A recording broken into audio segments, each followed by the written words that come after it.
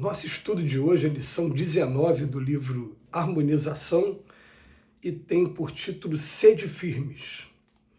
E quando ouvirdes de guerras e sedições, não vos assusteis. Jesus no Evangelho de Lucas, capítulo 21, versículo 9. O aprendiz sincero de Cristo, para merecer-lhe a assistência generosa, precisa conservar intangível o caráter resoluto. É indispensável que o coração do discípulo se entregue às mãos do Mestre com a firmeza necessária. Instituindo os princípios redentores do Evangelho, Jesus não desconhecia que iniciava período imenso de lutas e trabalhos sacrificiais. Ele que observava o orgulho romano, o dogmatismo farisaico, a vaidade e o preconceito de todos os tempos, manteria a ingenuidade de crer no Evangelho vitorioso sem suor e lágrimas? Quando pronunciou a primeira palavra de amor, contava com os inimigos gratuitos e esperava os embates inevitáveis. Por isso mesmo, seu apostolado está cheio de luz, compaixão, verdade e bondade, mas igualmente cheio de resistência. As nações aflitas da terra refere-se hoje à guerra de nervos, com sabor de última novidade. No entanto, esse gênero de combate preocupou o Salvador há 2000 anos. Jesus sabia que o medo é mais destrutivo que a espada, que o homem atemorizado é homem vencido. Ninguém ignora que o conflito devastador dos dias que correm é o duelo formidando da sombra contra a luz. A vitória do bem reclama espíritos fortalecidos de fé, de coragem e fé acima de tudo. É indispensável combater a tensão nervosa como quem sabe que o medo é adversário terrível oculto na cidadela de cada um. O mundo cheio de sombras do mal não oferece lugar a espectadores. Cada homem deve encarregar-se do trabalho que lhe compete. A guerra de nervos traz ameaça, gritos, terrores, bombas, incêndios, metralhadoras. Mas o defensor do bem traz o caráter firme, solidificado na confiança em Deus e em si mesmo. O discípulo do Senhor não ignora que os cristãos morreram nos circos, de mãos vazias, mas na qualidade de combatentes pelo bem e pela verdade. Nessas horas de apreensões justas, recordai as palavras serenas do Mestre. E quando ouvirdes de guerras e sedições, não vos assusteis. Na verdade, essas palavras de Emmanuel, elas soam de maneira muito profunda para a gente, porque eu vou começar a pensar no seguinte: eu sou um espírito imortal. O que podem fazer comigo aqui na Terra é tirar a vida desse corpo aqui. Esse corpo está sendo utilizado por mim, espírito. Mas um dia ele vai ser devolvido para a natureza de qualquer maneira, ele vai para dentro de um caixão de madeira, para entrar em decomposição, ou provavelmente ser cremado, que é o segundo o meu desejo. Então o que acontece? Esse corpo aqui, a qualquer momento, ele vai acabar mesmo o prazo de validade dele. Mas o que eu sou, o espírito, não acaba. Então, esse raciocínio, ele passa a ser um raciocínio muito útil para a gente, principalmente se a gente partir do princípio que o tratamento para a ansiedade, em primeiro lugar, vai ser através do otimismo.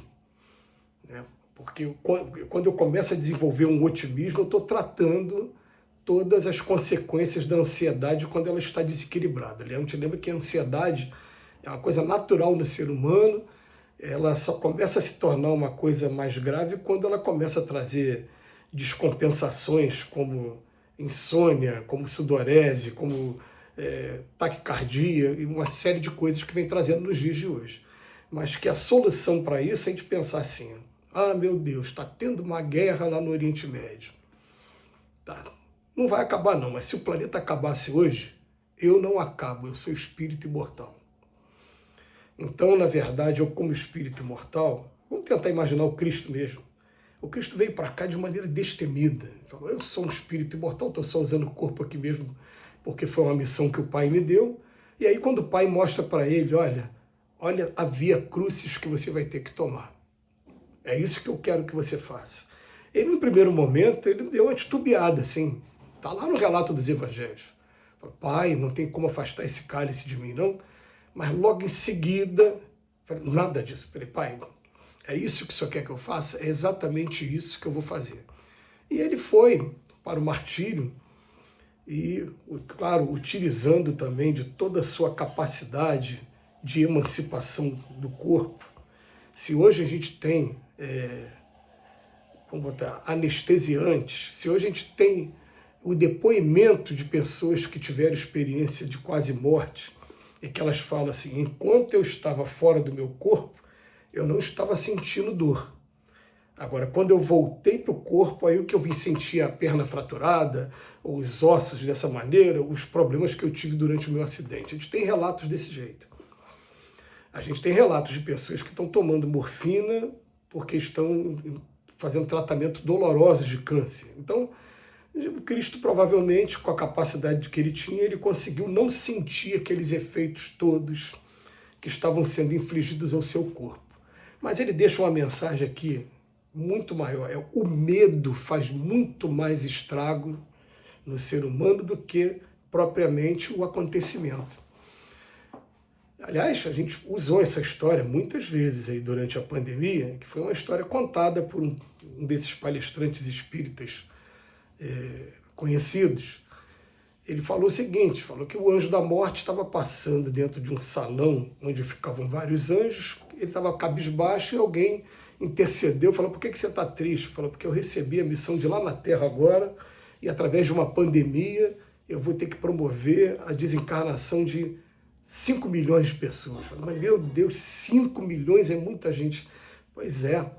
E ele estava cabisbaixo, né? Falou, olha, mas é a missão que foi dada, né, pelo Pai, né? Vamos lá cumprir, vamos embora. Aí quando ele volta, alguém pega ele pelo colarinho e fala, vem cá, você é um mentiroso, né? Falou 5 milhões, já estão em 50 milhões. Ele falou, opa, peraí, os outros 45 milhões não fui eu, foi o medo. O medo faz esse estrago com as pessoas, o medo faz com que você fique com seu sistema imunológico fraco, a sua taxa de imunoglobina, ela despenca, e o medo faz estrago na gente mesmo. Agora, a partir do momento que eu começo a pensar, junto com esses espíritos também nos ajudando, falando, olha, vocês estão vivendo um momento de regeneração do planeta. Regeneração do planeta sacode com tudo mesmo, é igual quando a gente faz obra na nossa casa. Fica tudo fora do lugar, algumas coisas são destruídas para ser reconstruídas, e está acontecendo isso, tanto sobre o aspecto material como sobre o aspecto moral na Terra. É inegável que a coisa está progredindo. Quem disser que não está progredindo, eu convido aí, tanto em matéria de legislação, como em matéria de tecnologia. Vai viver nos anos 80. Ah, eram os anos de ouro, vai lá para os anos 80. Nos anos 80 não tem inteligência artificial, não tem internet, não tem o que a gente tem hoje, não. Mas principalmente as leis dos anos 80, aí vocês vão encontrar leis lá ainda que permitiam, por exemplo, que o homem matasse a mulher alegando legítima defesa da honra. Vai ver como é que era bom viver naquela época.